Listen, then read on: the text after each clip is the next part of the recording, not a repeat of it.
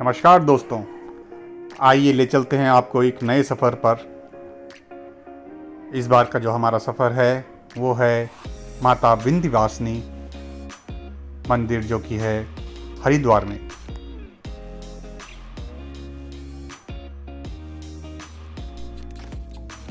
साढ़े 4-5 घंटे की ड्राइव के बाद हम लोग पहुँचे हरिद्वार। हरिद्वार, जैसा कि आप जानते ही हैं, एक पवित्र स्थल है और ये हमारी भी एक पसंदीदा जगह है। हम अक्सर हरिद्वार आते रहते हैं।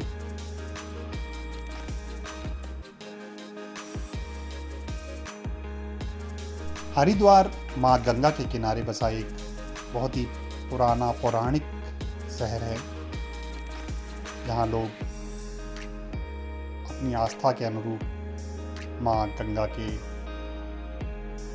दर्शन के लिए आते हैं। श्रद्धालु यहाँ माँ गंगा में डुबकियाँ लगाते हैं, यहाँ से गंगा जल भर के लेके जाते हैं। यहाँ पर पिंडदान भी किया जाता है और ऋषिकेश की तरह यहाँ पे भी कई तरह के आश्रम्स और ध्यान केंद्र आपको मिलेंगे।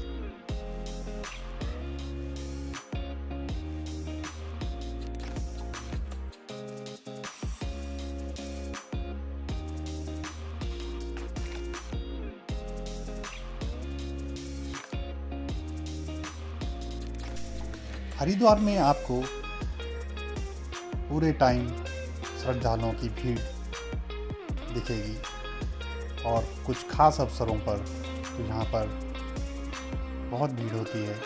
बहुत सारे श्रद्धालु यहाँ पे आते हैं और माँ गंगा में स्नान करते हैं। हमने भी माँ गंगा में थोड़ी देर के लिए जाने का निर्णय लिया। हमने स्नान तो नहीं किया, लेकिन हमने वहाँ पे हाथ पैर मुंह धोया और सूर्यदेव को भी जल चढ़ाया।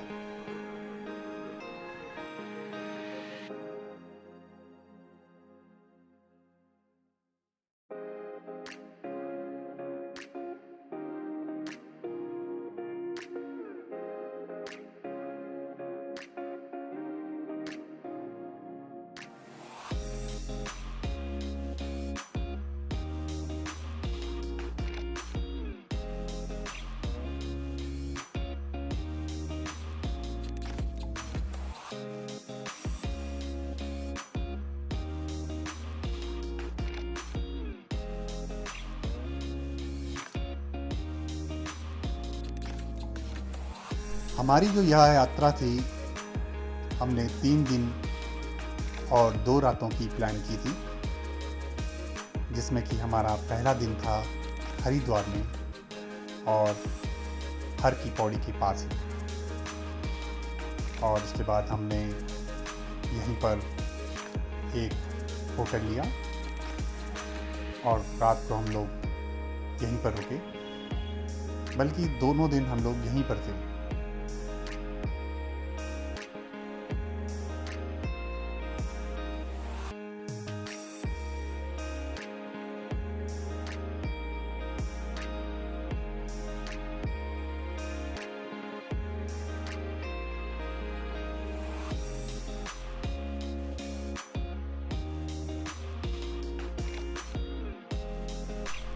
अगली सुबह हमने अपनी यात्रा स्टार्ट करी, जो कि थी माँ विंध्यवासिनी के दर्शन के लिए। और ये जो आप देख रहे हैं, ये है चिल्ला लेक डैम। यहाँ का जो रास्ता है वो आपका चंडी देवी जो चौराहा है, उससे आपको, अगर आप दिल्ली से जा रहे हैं तो आपको चंडी देव चौराहा से सीधे हाथ के लिए मुड़ना है और गंगा के ऊपर जो पुल है उसको पार करते हुए आप चंडी देवी मंदिर के आगे से होते हुए निकलेंगे और चिल्ला जो डैम है वहाँ से होते हुए आप आगे चलते जाएंगे और वहाँ से आगे आपको पूरा कच्चा रास्ता मिलेगा जिसको कि मैं खुद सूट नहीं कर पाया, और इसका रीज़न था क्योंकि मेरे साथ कोई और नहीं था कोई जिसको जो कि ये सब सूट कर पाता। लेकिन ये जो रास्ता है ये अपने आप में एक बहुत ही रोमांचक एहसास दिलाएगा, क्योंकि आपको छोटी छोटी धाराओं से जो कि आपको सामने दिख रही होंगी, इस तरह की धाराओं को आपको पार करके आना होगा। यहाँ पे आप अपनी बाइक से और अपनी गाड़ी से या फिर जीप के द्वारा भी आ सकते हैं। लोग बाइक से भी आते हैं, लेकिन बाइक से आना उतना सेफ नहीं है। अगर आप कार से आते हैं या फिर जीप के द्वारा माध्यम से आते हैं तो वो कंपैरेटिवली थोड़ा सा ज़्यादा सेफ है। जो रास्ता है वो अपने आप में बहुत ही रोमांचक है। इस तरह के रास्ते में ड्राइव करना भी अपने आप में हमारे लिए एक अलग ही एक्सपीरियंस था। यहाँ पे आपको कुछ छोटी छोटी दुकानें जब आप पहुँचेंगे तो नीचे दिखेंगी। थोड़ी देर विश्राम के बाद हम लोग यहाँ से इस छोटे से स्ट्रीम को पार करते हुए आगे की ओर निकले, और कहीं से शुरुआत होती है माता के मंदिर की, जो कि ज़्यादा ऊंचाई पर तो नहीं है। यहाँ से कुछ ही दूरी पर कुछ ही देर की चढ़ाई करने के बाद आप माता के मंदिर पहुँच जाएंगे।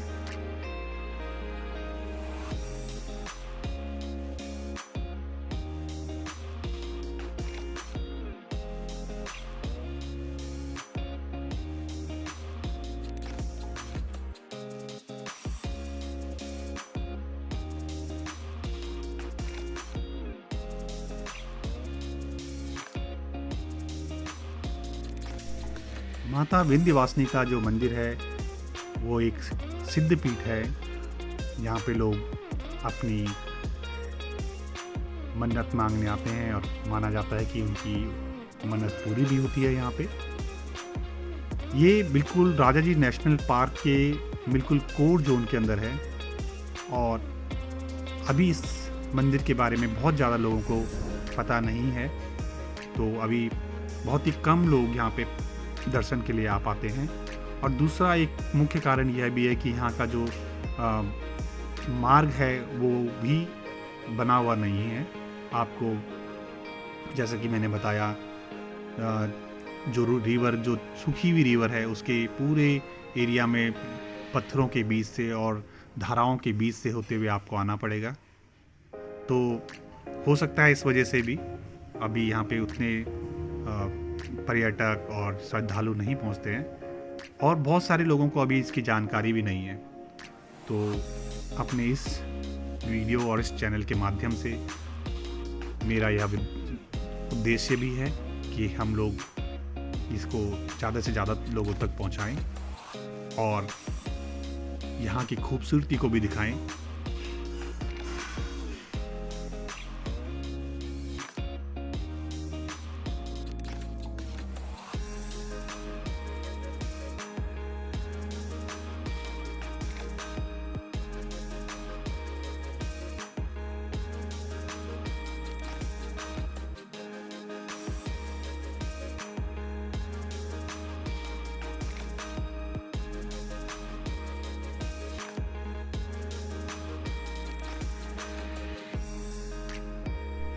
पंद्रह से 20 मिनट की चढ़ाई के बाद हम लोग पहुंचे माता के मंदिर में,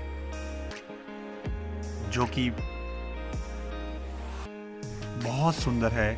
आसपास का जो एरिया है वो अपने आप में मन मोहने वाला है।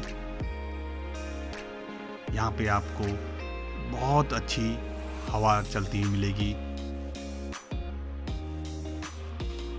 बहुत शांति है चारों ओर।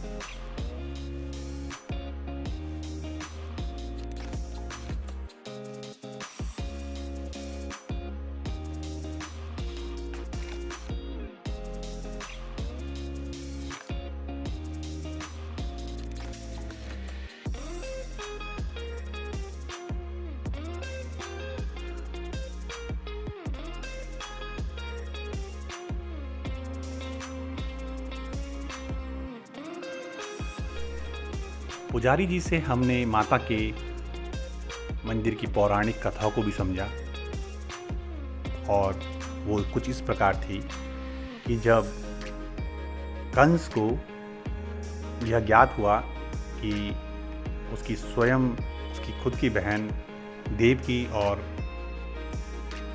वासुदेव के जो 8वां गर्भ होगा वही उसका मृत्यु का कारण बनेंगे, तो उसने उन दोनों को कारागार में डाल दिया और एक एक करके उनके सभी बच्चों को मारने लगा। जब एक कन्या का जन्म हुआ जो कि उसके अनुसार 8वां गर्भ था, तो वह उसको भी मारने गया और जब वो उसको मारने लगा तो वह कन्या हवा में उड़ गई और एकदम से गायब हो गई और उसके बाद एक देवी के रूप में प्रकट हुई और उसने वह बताया कि वह एक योग माया है और कंस को जो मारने वाला पुत्र जो पैदा होना था वो पहले से ही उसका जन्म हो चुका है और वो गोकुल में उसकी परवरिश भी हो रही है। तो ये जो माता थी योग माया जिसको हम बोल रहे हैं, ये जो माता है उन्हीं का ये मंदिर है, उन्हीं का ये निवास है और उनको यहाँ पे पूजा जाता है।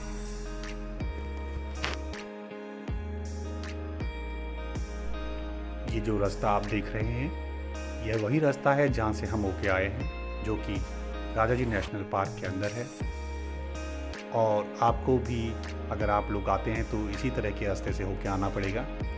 छोटी छोटी धाराएं बीच में आपको मिलेंगी, उबड़ खाबड़ रास्ता है, पत्थर मिलेंगे आपको। और अगर आप अपनी गाड़ी से आ रहे हैं तो अच्छा है कि आप किसी एक मतलब 2-3 गाड़ियां साथ में हों, कुछ और परिवार हों तो आपको आसानी होगी, थोड़ा सा अच्छा लगेगा क्योंकि साथ में लोग रहेंगे। और अगर आपको इस तरह के रास्ते पर चलाने का अनुभव नहीं है तो आप जीप भी, जैसे कि ये आपको दिख रही है, वहाँ पे आपको इस तरह की जीप्स मिल जाएंगी, आप इस तरह की जीप भी लेके आ सकते हैं।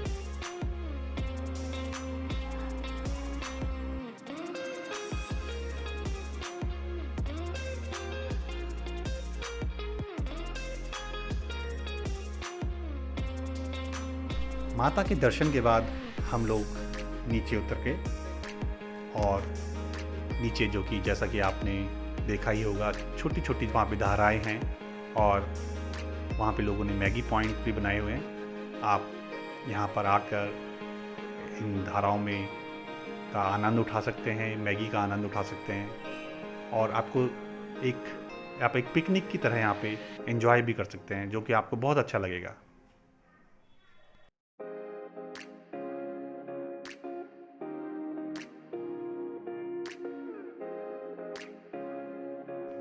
सबसे अच्छी बात जो यहाँ पे है वो है पानी बिल्कुल साफ़ है, किसी तरह का कोई पॉल्यूशन नहीं, चारों तरफ शांति है, बहुत ज़्यादा भीड़ भाड़ नहीं है। आप अच्छे से यहाँ पे बैठ सकते हैं, एंजॉय कर सकते हैं।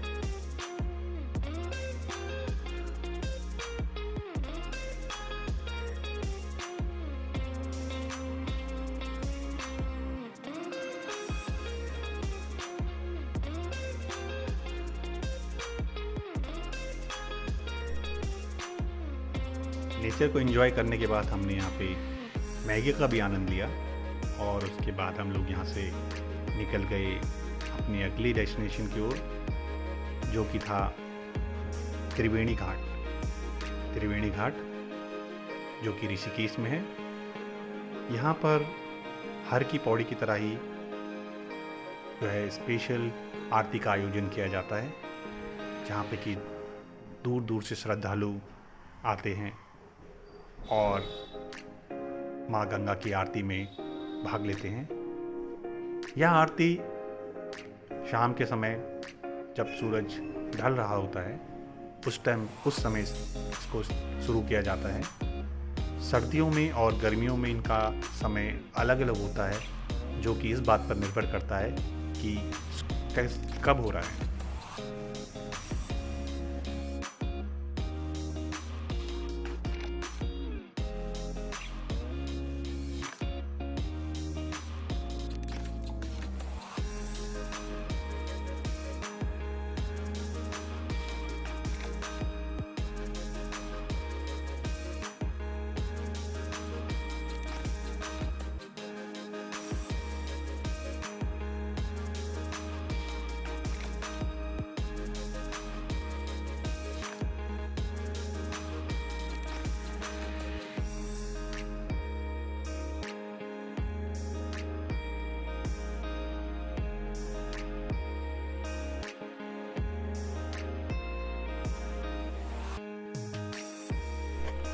यह हमारा तीसरा दिन है और तीसरे दिन की हमने शुरुआत करी कनखल दक्ष प्रजापति मंदिर से, जो कि हरिद्वार के निकट ही है। हर की पौड़ी से अगर आप कनखल के लिए निकलेंगे तो 25 से 30 मिनट के अंदर आप यहाँ पहुँच सकते हैं। श्रद्धालु यहाँ पर बड़ी संख्या में आते हैं और यहाँ पर माता सती के दर्शन करते हैं। दक्ष प्रजापति जो हैं वो माँ सती के पिताजी हैं और पौराणिक कथा के अनुसार इस मंदिर में वो हवन कुंड है जहाँ पे कि माता सती ने अपना आत्मदाह किया था। अगर मैं आपको उस कहानी का विवरण करूं तो उसके अनुसार जब दक्ष प्रजापति ने सारे गिने चुने और सारी मान्य लोगों को यज्ञ पे अपने बुलाया, तो माँ सती को लगा कि उनके पति जो कि शिव शंकर जी हैं उनको भी उन्होंने इसके लिए बुलाया होगा, लेकिन उन्होंने ऐसा नहीं किया था और उन्होंने जो है उनको यज्ञ में आमंत्रित नहीं किया।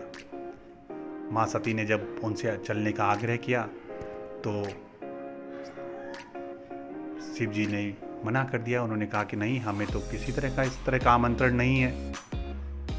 माँ सती जब वहाँ अपने पिताजी के यहाँ पे बिना शिव जी के वहाँ पहुँची तो उनका भी निरादर हुआ और उनको भी खरी खोटी सुनने को मिली। और इस सब से तंग आकर माँ सती ने उस हवन कुंड में ही अपना देह त्याग कर दिया। यह मंदिर उन्हीं के याद में यहाँ पे बनाया गया है।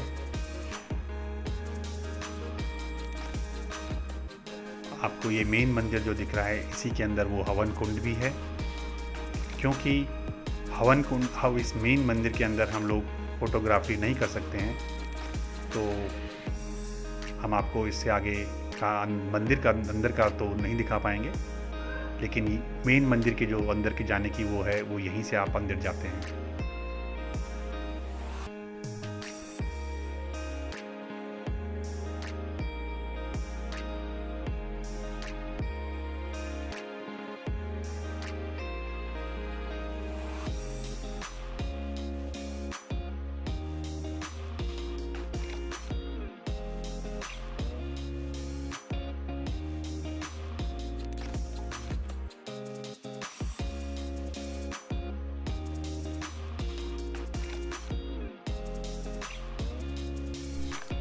मंदिर में दर्शन के बाद हम लोग वापस दिल्ली के लिए रवाना हो गए। और इस तरह से जो हमारी यात्रा थी वो समाप्त होती है, और आशा है कि आपको यह यात्रा पसंद आई होगी। किसी तरह के सुझाव या किसी तरह के विचारों के लिए अगर आपको कुछ लिखना हो तो आप ज़रूर लिखिए। तब तक के लिए बहुत बहुत धन्यवाद।